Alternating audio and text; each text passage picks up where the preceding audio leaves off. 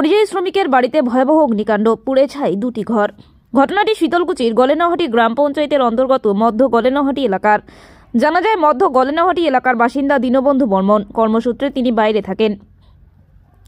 এদিকে মর্মান্তিক দুর্ঘটনা ঘটে গেল। আনুমানিক বিদ্যুতের শর্ট সার্কিটের জেরে এরকম ঘটনা।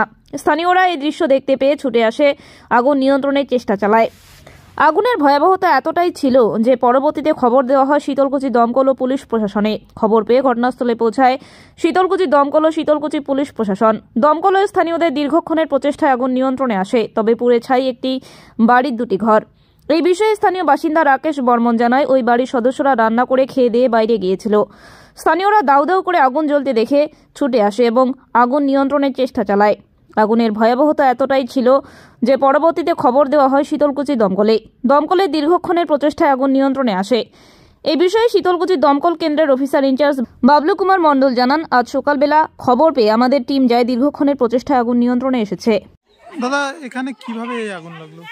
এখানে আগুনটা ঠিক কীভাবে লাগলো আমরা তো বলতে পারলাম না, কিন্তু এরা সাধারণত 11টা সাড়ে 11টার দিকে রান্না করে খেয়ে দিয়ে এরা বাইরে গেছিলো। ঠিক আছে, বাড়িতে ওরা মোটামুটি 5 জনের মতো। ঠিক আছে, তো 2 জন রান্না করে খেয়ে দিয়ে বাইরে চলে গেছে। আর একজন উনিও বাড়িতে ছিল না, মানসিকভাবে ভারসাম্যহীন।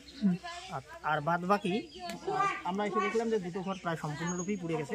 ঠিক আছে, ধান ছিল মোটামুটি 50 থেকে 60 মনের মতো, ওটাও পুড়ে গেছে। আর ঘর দুটো সম্পূর্ণরূপেই পুড়ে গেছে। দমকল আসছিল? হ্যাঁ, দমকল আসছিল। ওরা এসে শেষের দিকে আগুনটা সম্পূর্ণ নিভিয়ে দিয়েছে। মানে এরা পরিবারে কতজন সদস্য? পরিবারে টোটাল এরা 7 জন সদস্য। আচ্ছা, মানে এরা কি বাড়িতে থাকে সবাই? সবাই বাড়িতে থাকে না, এরা মানে গার্জিয়ান এবং তার বড় ছেলে দুজনে মিলে ব্যাঙ্গালোরে থাকে। ভিন রাজ্যের শ্রমিক। এই যে বাড়িটা পুড়ে গেল, এখন কিভাবে চলবেন এরা? এখন তো এদের চলা খুব সমস্যাই হবে, তার কারণ উনিও বাইরে আছেন, উনিও মানসিকভাবে বিপর্যস্ত হয়ে পড়বেন।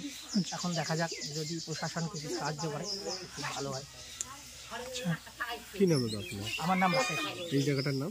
এই জায়গাটার নাম হচ্ছে মধ্য গলেনাহাটি।